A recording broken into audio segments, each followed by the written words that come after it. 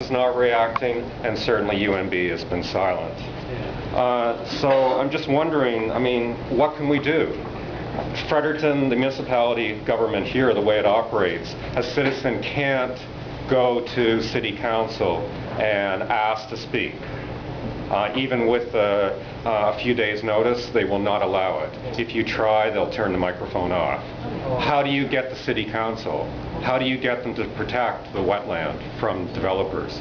Well, in St. John, any citizen group comes to council on a regular basis and presents whatever.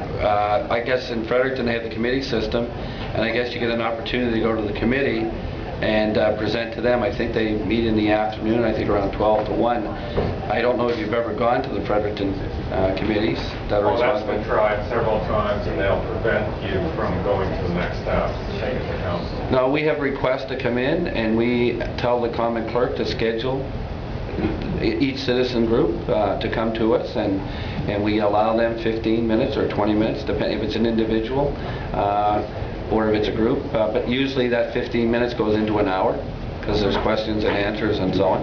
But that's a common thing. We're the first order of government, and we're there to hear from the citizens. In St. John, we have an abundance of water. Today, I think we can service the whole province with the amount of water that's falling and so on. And we did about $700,000 in damage in the last storm, and hopefully we're not going to have the same problem this time. But the filling in the bogs and so on, that's interesting because I'm surprised that the Environment Department isn't stepping in there.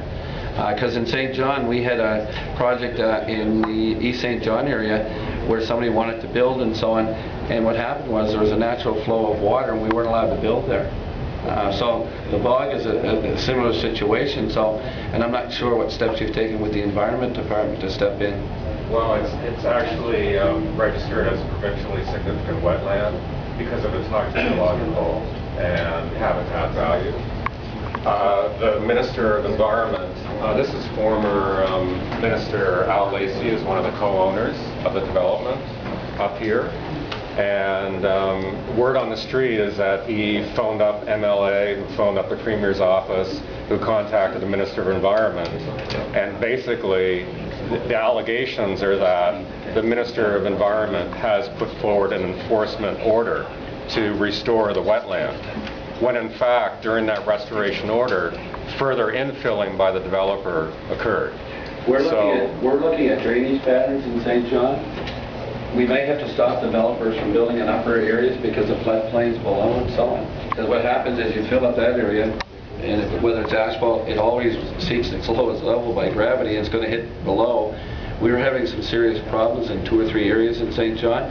So now when a developer comes, we want to know what the drainage pattern is going to be, and if he has proper drainage and so on, because it does do damage for the people down below. It's interesting because some developers want to build right along a stream, and that stream becomes a river when heavy rains hit and so on, and the damages to those properties are unreal. So we're very cognizant of that. Our staff has taken a lead role in that, and when they come, every time a developer comes down, first question I always ask as a councillor, what's the drainage plan? Is there one in place? If there isn't, and if it's a developer that has a reputation for flooding other areas, those are the ones I take on a regular basis, because I want to make sure that we have a performance bond. I know we had one developer, we had a $700,000 performance bond. He wasn't solving the problem, but he was standing in front of us for another project in another area, and I asked about the area that was being flooded. I sidestepped his development and said, we have a problem in another area of the city. Has that problem been resolved yet? And if it hasn't, do we have a performance bond? Can we solve that tomorrow? The next day, that developer was over fixing that other problem. It requires that you put pressure on people. It requires, in this situation, if it's going to, it may cause some flooding, you're filling in a bog or something else. It may have an effect.